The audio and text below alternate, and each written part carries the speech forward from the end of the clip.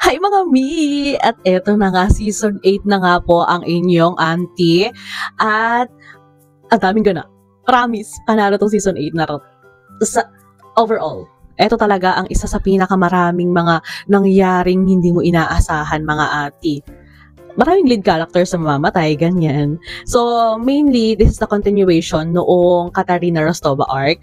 So, nagising na yung lolo doon, pero nakuha siya nung magnanay, si Les at si Katarina, tapos may ibinulong nga itong si lolo nyo Dom kay Katarina. So, ayun, isa yun sa pinakamalaking mystery. Pero, yun nga, may mga namamatay, kaya hindi na-reveal yung mga mystery. So, may konting na-reveal nung bandang dulo, pero syempre natin i-spoiler alert yon para mapanood nyo. Tapos maraming interesting na blacklist dito. For me, yung pinaka-interesting para sa akin talaga yung Cyranoid.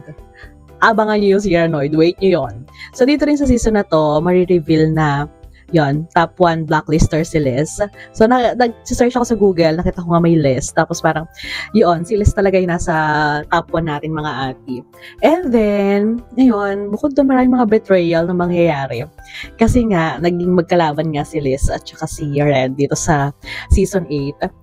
And then with that, nag-start na rin yung Neville Townsend arc. Kasi yung kung naririnig ito sa mga nakakaraang season, yung Townsend Directive para kay Katarina. So, lalabas na dito si Townsend, si Neville. And then, may naging jowa si Red sa season na to, ang Antinyoan. Tingnan nyo rin yon. At dahil nga kay Antinyoan, muntik na siyang mahuli ni Neville. Pero hindi naman dahil kay Antimoan, parang dahil din kay Denbei.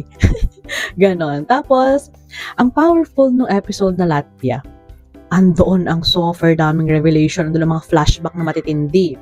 And then after no Latvia, yun, pinagde-decide ni Red Celeste kung iti-take over niya yung Empire. Tapos, ayun, parang medyo okay naman, nakapag-decide naman, pero yun nga. So, ito ang pinakamalaking spoiler, of course. Pero parang aalis nga si Liz dito sa blacklist. So, ayun. Nabaril dito si Liz, and this time, sure na kung mamatay na talaga siya. Hindi compare nung parang earlier season na parang kunwari namatay si Liz.